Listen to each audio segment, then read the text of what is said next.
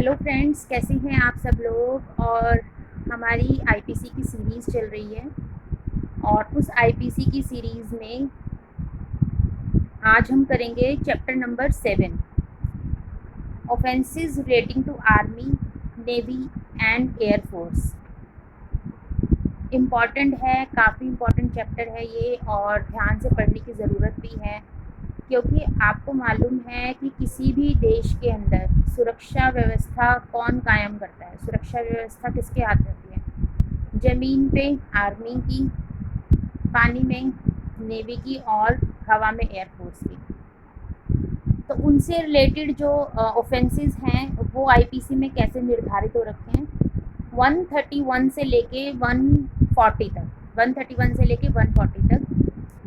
तो कैसे हैं? सबसे पहले तो आईपीसी की धाराएं आर्मी पे, नेवी पे और एयरफोर्स पे लागू नहीं होती। ये बात को आपको समझना होगा।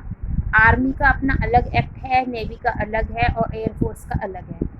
हाँ, जो लोग इनके अगेंस्ट कोई क्राइम करते हैं उन लोगों पे आईपीसी लागू होगी, जो आम इंसान है, जो भारत के नागरिक हैं। लेकिन आर्मी ऑफिशियल्स पे, नेवी ऑफिशियल्स पे और एयरफोर्स ऑफिशियल्स पे आईपीसी की धाराएं लागू नहीं होती।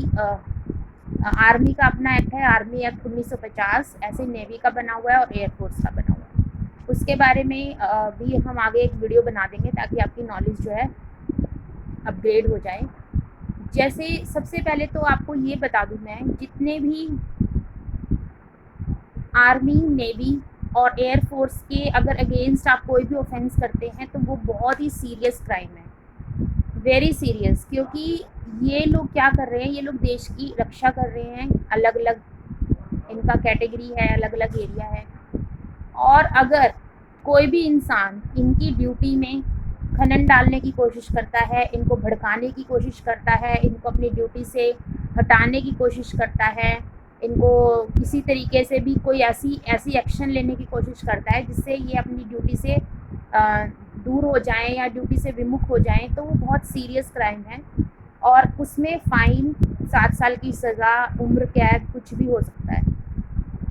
तो जैसे सेक्शन नंबर 131 है, उसमें अबैटिंग म्यूटिनी, ठीक है। म्यूटिनी क्या होता है? MUTINY, इसका मतलब है an open rebellion against the proper authority, ठीक है। रेबेल वर्ड क्या होता है?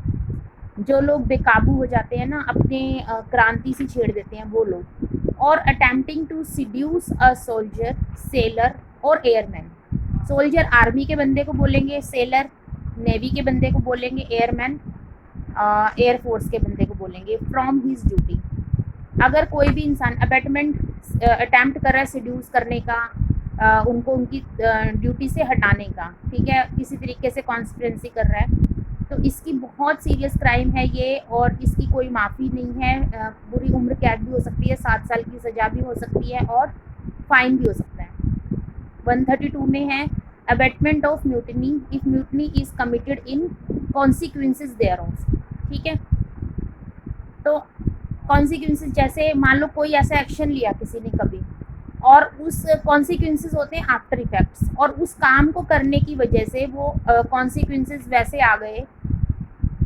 एक बॉलीवुड की मूवी थी माधुरी दीक्षित की, जो उन्होंने अपना करियर ख़त्म करते समय 2002 में बनाई थी, मुझे नाम याद नहीं आ रहा। उसमें वो अनिल कपूर को उसकी ड्यूटी से हटाने की कोशिश करती है। तो उस टाइप का अगर कोई सीरियस क्राइम हुआ है तो 133 में है abetment of assault by soldier, sailor और airman on his superior officer when in execution of his office, ठीक है। सोल्जर, सेलर और airman on his superior office when in execution of his office. तो सबसे पहले तो जब भी आप 131 से 140 की बात करो ना, तो तीनों लिखने हैं आपको। सोल्जर लिखना है, सेलर और एयरमैन तीनों लिखने हैं। अगर आप ये लिखने में गलती करेंगे, सिर्फ सोल्जर लिख देंगे, तो भी आपका ये गलत हो जाएगा, क्योंकि हम तीनों की बात कर रहे हैं। 134 में है abetment of such assault if the assault is committed. Abatement क्या? भड़काना, ऐसे असॉल्ट के लिए ऐसा असॉल्ट कमिट हो गया है। 135 abetment of desertion of soldier, sailor और एयरमैन, हार्बरिंग डिसर्टर। 136 में 137 deserter concealed on board merchant vessel through negligence of master. Master के नेग्लिजेंस की वजह से ऑन बोर्ड हो गए, बोर्ड से मतलब मान लो उसको एक ड्यूटी थी, उसकी एक 6 महीने की ड्यूटी होती है, आपको पता है नेवी वालों की 6 महीने के लिए वो लोग जाते हैं, तो 6-6 महीने बाद उनकी ड्यूटी शिफ्ट होती रहती है, तो किसी वजह से वो अपनी ड्यूटी नहीं ले पाया हो। 138 में abetment of act of insubordination by soldier, sailor और एयरमैन। जब भी आप लॉ पढ़ें तो एक एक वर्ड पे ध्यान दें, मतलब सिंगल वर्ड भी मैटर करता है। अगर आपने कोई इंग्लिश का हैवी वर्ड है और आपने उसको छोड़ दिया ये सोचते हुए कि इसकी कोई इम्पोर्टेंस नहीं है, बहुत ही गिने चुने वर्ड्स लिखे हुए हैं लॉ में और हर एक का मीनिंग है, ठीक है। 138 को पहले ऐड ऑन किया था, एडिशन किया था, लेकिन उसको रिपेल्ड कर दिया गया। 139 में person subject to certain acts, कुछ सर्टेन एक्ट से रिलेटेड पर्सन हो गए। 140 में बियरिंग ग्रैब और carrying token use by soldier, sailor और एयरमैन।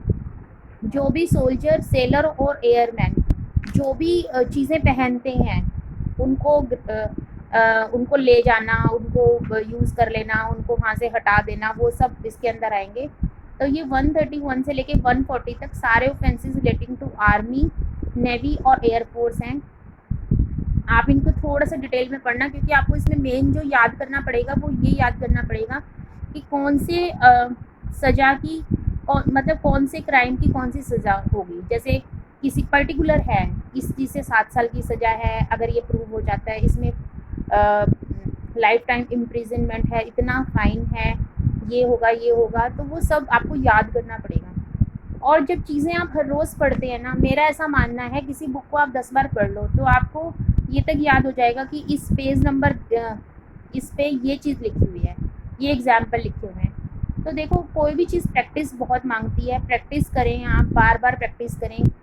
कोई भी इंसान ऐसा दुनिया में नहीं है जो अचानक ही सक्सेसफुल हो गया हो। कोई सक्सेसफुल हुआ है तो उसके पीछे बहुत मेहनत होती है। जब लोग सोए होते हैं घरों में, तो वो जो बच्चे होते हैं जो सक्सेसफुल हो जाते हैं वो बहुत मेहनत कर रहे होते हैं, दिन रात तैयारी कर रहे होते हैं, लिख लिख के देख रहे होते हैं, गलतियां निकाल रहे होते हैं, फिर प्रैक्टिस कर रहे होते हैं। तो आपको बार बार प्रैक्टिस करनी है, बार बार प्रैक्टिस करनी है अगर आपको सक्सेसफुल होना है ज़िंदगी में।